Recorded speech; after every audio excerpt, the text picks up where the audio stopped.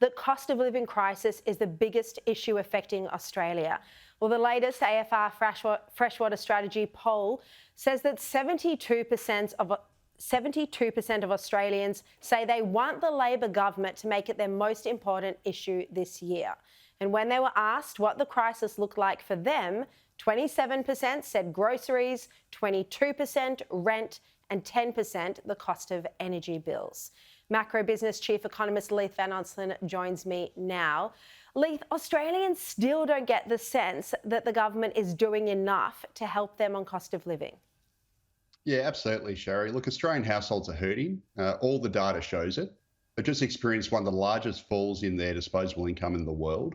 For employee households, the cost of living continues to run well ahead of wage growth. And the cost of necessities, whether it's groceries, housing, electricity, gas, have all soared in recent years. And that's plunged many households into financial stress. So we basically want a politician to focus on these nuts and bolts core issues, not fringe stuff like The Voice, which quite frankly is a distraction. Look, housing is also one of the main areas where a lot of people are struggling at the moment.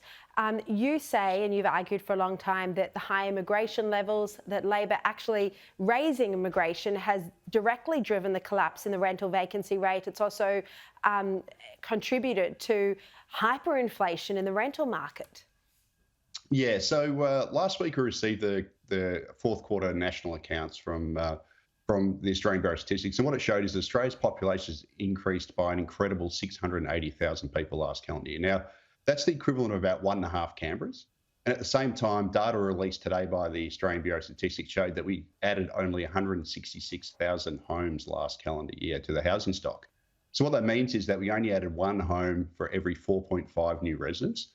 And because of that, the data released last week by Domain showed that the national rental vacancy rate collapsed to an all-time low of just 0.7%, whereas PropTrack, which is another housing data provider, showed that over the weekend that Australia's rents have increased by a whopping 38% since the start of the pandemic. Now, the situation, unfortunately, Sharri, is not going to change so long as the federal government continues to obviously ram in record numbers of migration into a constrained housing sector.